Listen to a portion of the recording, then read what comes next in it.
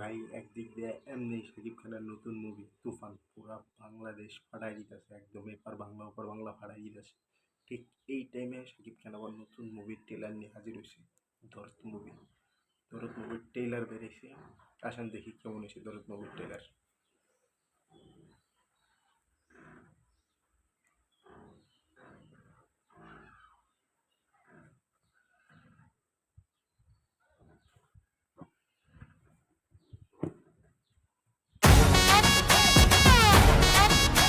কি নাম তোমার?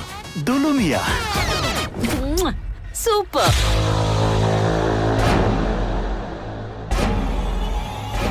খান স্যার।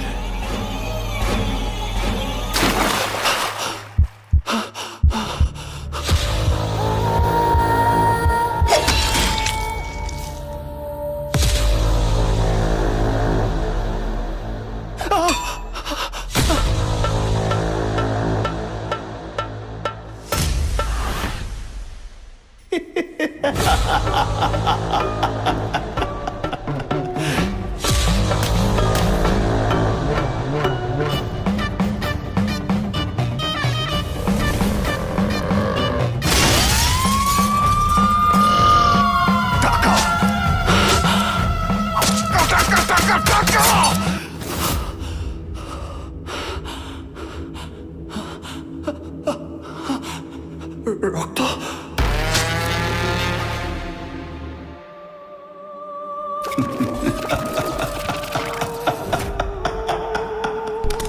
আমি তাহলে জিতেই গেলাম।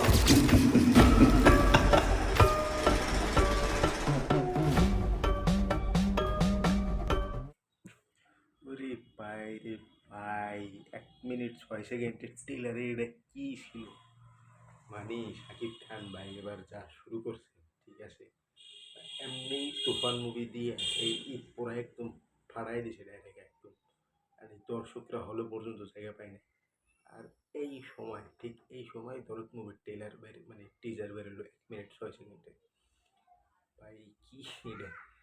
টিজার দেখে এখন আমার যেটা মনে হইলো, টিজারের মধ্যে শাকিব খানের 2টা ক্যারেক্টার থাকে, মানে মাল্টি ক্যারেক্টার যেটার কয় আর কি।